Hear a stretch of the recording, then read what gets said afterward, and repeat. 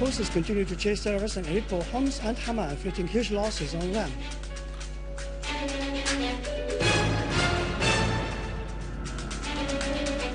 Iraqi terrorist Khalaf admits to joining an armed terrorist group committing acts of killing and sabotage.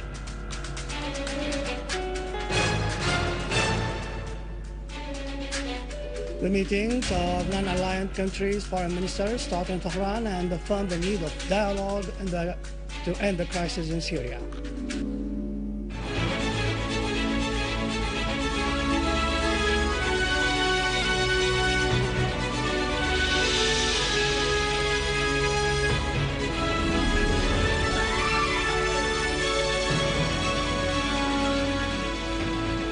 Good afternoon, ladies and gentlemen. Welcome to our news for today. A blast with a booby-trapped car has occurred during a funeral of two martyrs who were killed yesterday in terrorist explosion in Jaramana in Damascus suburbs. Initial reports refer to a large number of martyrs among the mourners.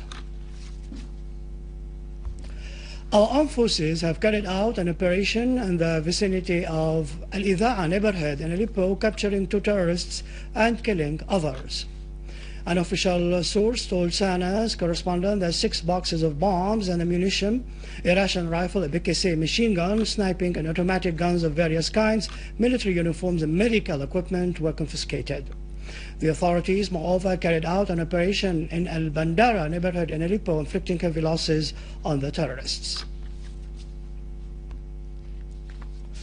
In Homs, the authorities last night intercepted an armed terrorist group that fired mortar shells at Al-Musharfi village east of the governorate, scoring direct hits among the terrorists and destroying 2 cars equipped with Doshka machine guns and killing all their occupants. The mortar shells fired by the terrorists had injured several citizens.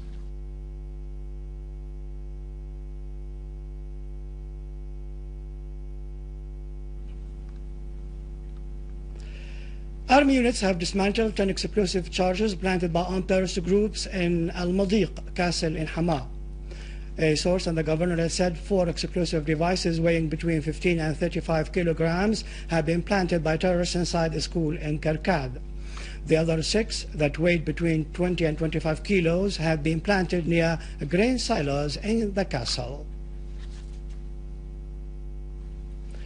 In Al-Qamishli, anti-terrorism squads raided today a hideout for an armed terrorist group in the neighborhood of Qadubek, arresting 11 terrorists and wounding another 1.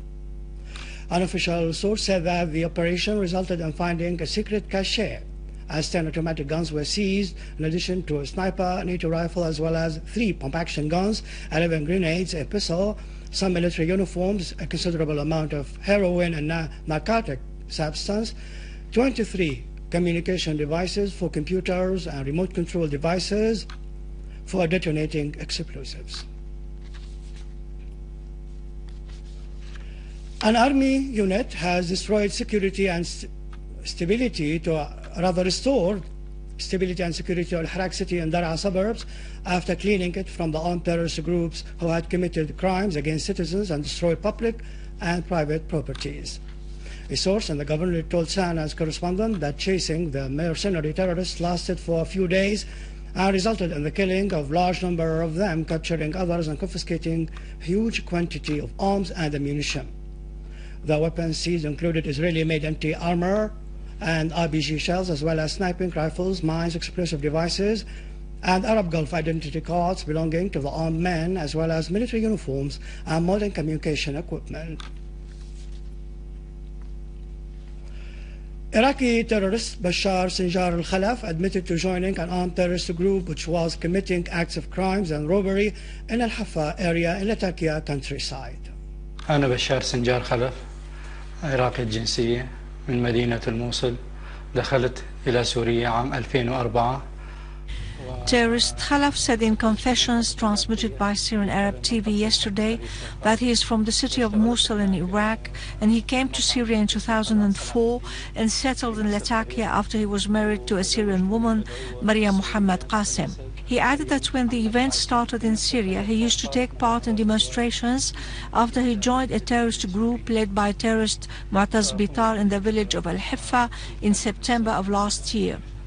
Terrorist Khalaf pointed out that he took part in the attack against a military checkpoint in Al-Hiffa. He also participated in acts of vandalism against public and private properties, like setting fire to a municipality building and many commercial shops. He said that he received 4,000 Syrian pounds from terrorist Mu'taz Bitar. He concluded by saying that when he escaped to the adjacent Al-Jikil village to live with his father-in-law, security troops arrested him.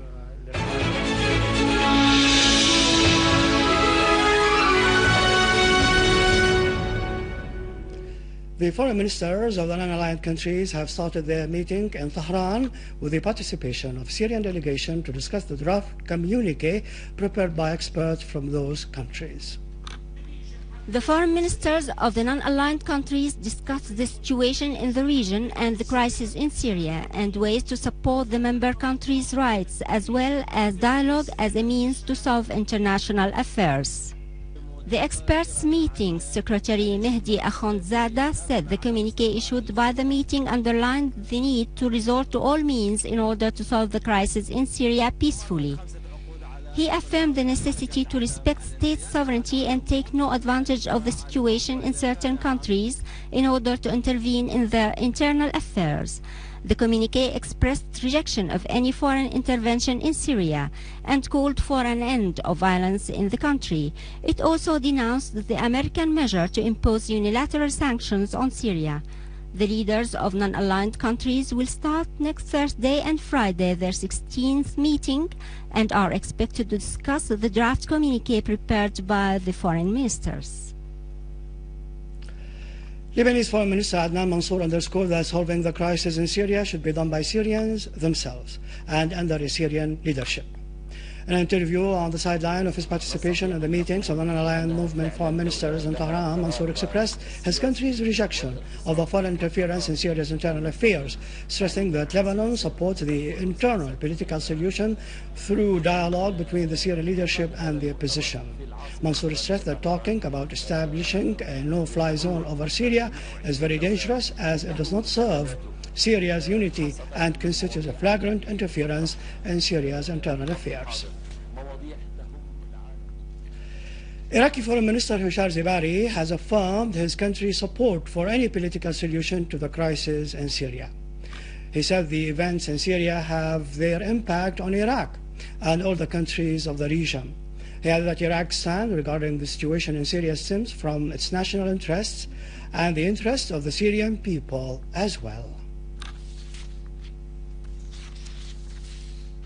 Finally, the Archbishop of the Greek Orthodox and occupied Palestine, Atallah Hanna, has stressed that what is happening in Syria is a colonialist scheme aimed at undermining the Syrian state in service of colonialist greed, and that the Syrians are capable of solving this crisis.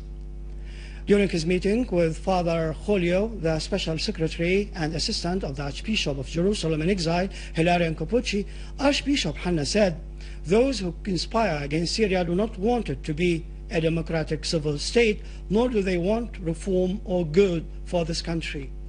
Their goal is to spread devastation and chaos." He added that Syria's wise leadership and national opposition would obstruct the schemes hatched by Syria's enemies. With this, we end our news bulletin for today. For more information about Syria and the region, you can visit our website in English, SyriaOnline.sy. Up next, the latest business.